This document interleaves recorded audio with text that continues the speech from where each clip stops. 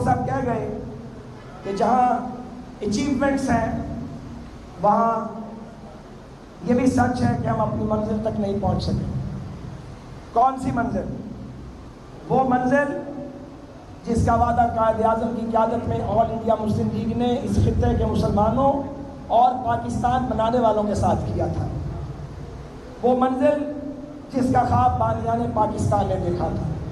وہ منزل جس کے حصول کے لیے ہمارے بڑے اپنے گھر بار، اپنی قبریں اور اپنی محبتیں چھوڑ کر یہاں آئے تھے. یہ سامنے والٹن کے کیمپ میں جہاں لٹے پٹے مہاجر موجود تھے لاکھوں کی تعداد میں، پاکستان بنانے کے لیے ایک نہیں، دو نہیں، 10 نہیں، ہزاروں لوگوں نے اپنی جانوں کی قربانیاں دی.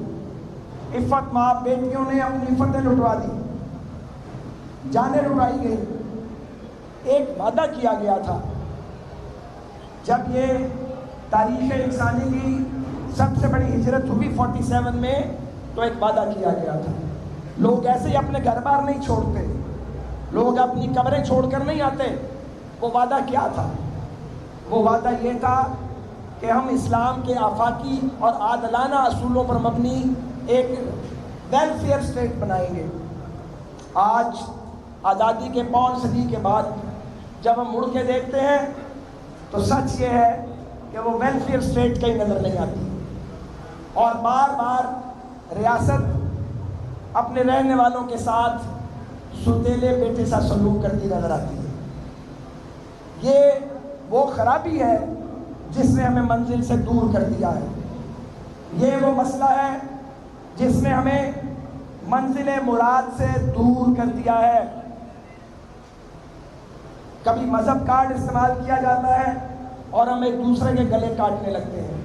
کبھی مارشل لا آتا ہے اور اسے تمام مشکلات کا حل بتایا جاتا ہے اور وہ المسائل بن کے چلا جاتا ہے، پیچھے غلاظت اور تلچھٹ چھوڑ جاتا ہے. اور کبھی ہم ایک دوسرے کو غدار بناتے ہیں اور آج کل ہم ایک دوسرے کو چور کہتے ہیں. ہم اپنے مخالفوں کو پاکستان کا دشمن قرار دیتے ہیں اور اپنے آپ کو سب سے بڑا محب وطن ڈکلیئر کر دیتے ہیں. اس طرح قومیں آگے نہیں بڑھتی. گالی کا جواب گالی سے دینا تو دنیا کا آسان ترین کام ہے، اور وقت آنے پہ بدلہ لینا تو کوئی مشکل کام نہیں ہے، مگر گالی کا جواب گالی سے نہ دینا اور اپنے بدلوں کو چھوڑ دینا، یہ وہ بنیاد ہے جو قوموں کو آگے لے کے جاتی ہے. آج مجھے کہنے کی اجازت دیں کہ پاکستان 4 قدم آگے جاتا ہے اور 2 قدم پیچھے آ جاتا ہے، 3 قدم آگے جاتا ہے تو 4 قدم پیچھے آ جاتا ہے. یوں لگتا ہے کہ ہم ایک جگہ جامد ہو گئے. آج پہلی بار میں یہ دیکھتا ہوں کہ ملک کے اعلیٰ طبقات میں، باشعور طبقات میں بدقسمتی سے لا تعلقی اور مایوسی بڑھ رہی ہے. آپ کسی آدمی سے پوچھیں کیا بنے گا، وہ کہتا ہے پتہ نہیں کی بنے گا، بنے گا کہ نہیں بنے گا. یہ ایک ایٹیچیوڈ ہے. یہ جو مایوسی ہے، یہ جو ڈپریشن ہے، یہ قوموں کی زندگی میں زہر کا درجہ رکھتا ہے. اور ہم نے بار بار کہا اور میں تکرار سے یہ کہتا ہوں کہ جناب، گالیاں دے کے، گریبان پھاڑ کے، الزام لگا کے اور مخالفین کو جیلوں میں ٹھوس کر ہم اس ملک کی کوئی خدمت نہیں کر رہے ہیں. کیونکہ جب آپ ایکشن کرتے ہیں اس کا ری ایکشن ہوتا ہے، اور یہ جو تناؤ ہے، ٹینشن، کشمکش آپس کی، یہ اس ملک کو کمزور کر رہی ہے. پاکستان ریاست ہائے متحدہ امریکہ نہیں ہے جہاں جانے کے لیے 7 سمندر عبور کرنے پڑیں گے. آپ کے پڑوس میں طاقتور ترین ہمسائے ہیں، ان کے اپنے اپنے ایجنڈاز ہیں. یہ ممکن ہی نہیں ہے کہ ہم پاکستان کے دفاع کی ضمانت دیں اگر ہم آپس میں لڑیں گے. اس میں کوئی شک نہیں ہے کہ پاکستان کی افواج بہادر افواج ہیں. وہ دشمن کی آنکھوں میں آنکھیں ڈالنا جانتی ہیں اور پاکستان کا دفاع کر سکتی ہیں. مگر 22 کروڑ کے ملک کو صرف طاقتور دفاع کے لیے مسلح افواج کی بنیاد پہ یہ دفاع تنہا ممکن نہیں ہے جب تک سیاست بھی مضبوط نہ ہو، جمہوریت بھی مضبوط نہ ہو اور انصاف کی حکمرانی بھی نہ جب تک نہ ہو۔ تو لازم ہے کہ پاکستان کو آگے لے کے جانے کے لیے اور اس ملک کے دفاع کے لیے عدلیہ پوری طرح آزاد ہو، افواج طاقتور ہوں، سیاسی جماعتیں طاقتور ہوں، پارلیمنٹ مضبوط ہو، ڈبیٹنگ کلب نہ ہو، اور سیاستدانوں کو یہ عقل آ جانی چاہیے کہ ایک دوسرے کا قد تراش کے یا الزام لگا کے وہ پاکستان کی کوئی خدمت نہیں کریں گے بلکہ نقصان پہنچا دیں گے۔ الٹیمیٹلی ملک سیاسی جماعتوں نے چلانا ہے، سیاستدانوں نے چلانا ہے، اور کوئی نظام پاکستان میں نہیں چلے گا سوائے جمہور کے نظام کے۔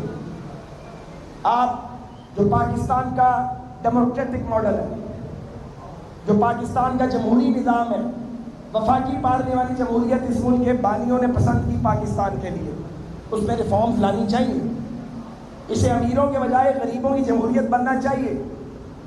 یہاں ایسا ماحول پیدا ہونا چاہیے کہ سیاسی جماعتوں میں موروثیت ختم ہو، مگر اس کے لیے لازم ہے کہ سیاسی جماعتوں کو کام کرنے دیا جائے تاکہ سیاسی کارکن پرورش پائیں اور وہ جماعتوں میں سر بلند کر کے بات کر سکیں۔ اگر سیاسی جماعتوں کو ہر وقت اپنی بقا اور سالمیت کا خطرہ لاحق رہے گا تو پاکستان میں ڈائنیسٹک پالیٹکس جاری رہے گی، آپ اس کو روک نہیں سکتے۔ تو میں یہ گزارش کرنا چاہتا ہوں ہم میں سے ہر کسی کو، وہ جہاں بھی موجود ہے، جس پوزیشن پہ بھی موجود ہے، یہ یاد رکھنا چاہیے کہ اس نے تاریخ کا حصہ بننا ہے، اس نے کبھی بیٹھے نہیں رہنا۔ اگر پہلے موجود نہیں رہے تو آج والے بھی موجود نہیں رہیں گے، ہم بھی موجود نہیں رہیں گے۔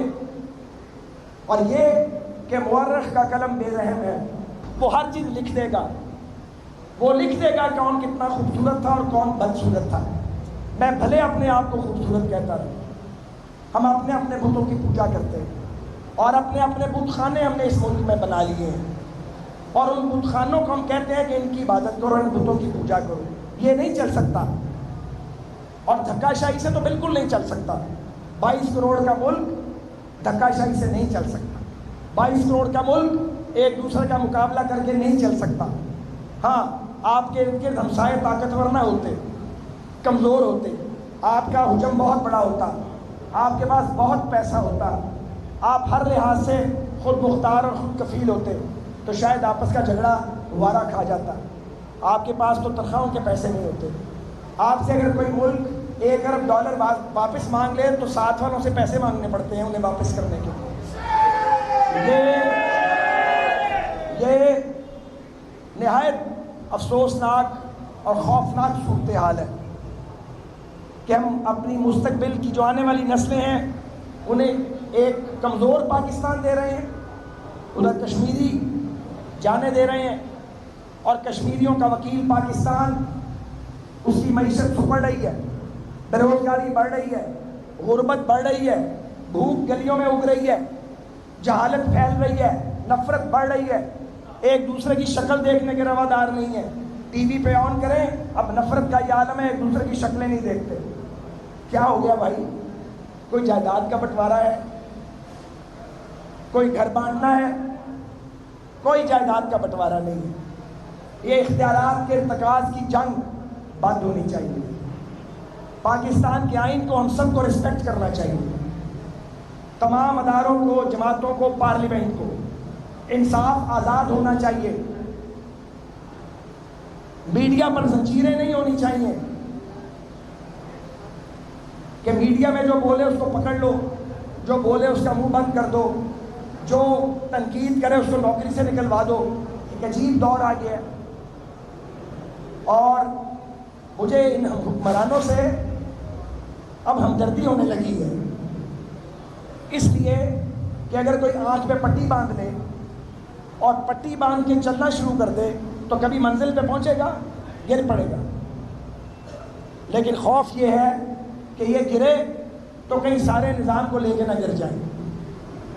یہ مناسب نہیں ہوگا پاکستان کے لیے۔ اس لیے لازم ہے کہ آج کے دن جو پاکستان کا یوم آزادی ہے، ہم سب اپنا محاسبہ کریں، اپنے اپنے گریبانوں میں جھانکیں، ہم جائزہ لیں کہ اس ملک نے ہمیں جو کچھ دیا ہے اور جس پوزیشن پہ ہم نے لا کے رب نے کھڑا کیا ہے، اس ملک کی برکت اور خیر سے کیا ہم وہ حق اور فرض ادا کر رہے ہیں؟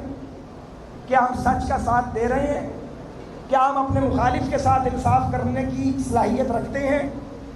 کیا ہم اپنے بد مقابل کی خوبی کو تسلیم کرنے کے لیے تیار ہیں؟ کیا ہم ایک دوسرے سے ہاتھ ملا سکتے ہیں؟ کیا ہم بیٹھ کے پاکستان کے قومی مسائل کا حل تلاش کر سکتے ہیں؟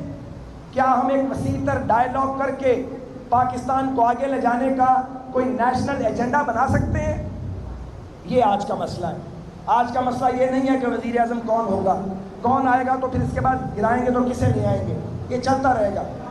لیکن اگر ملک کو چلانا ہے، اگر غربت سے لڑنا ہے، جہالت سے لڑنا ہے، اگر پاکستان کو آگے لے کے واقعی جانا ہے، تو پھر نفرتوں کی سیاست کو اس کو ختم کرنا پڑے گا، پھر تلخیاں کم کرنی پڑے گی، پھر کانٹرڈکشنز، تضادات، ان کو گھٹانا پڑے گا، پھر ان امور پہ بات کرنی پڑے گی جو طے نہیں ہوئے۔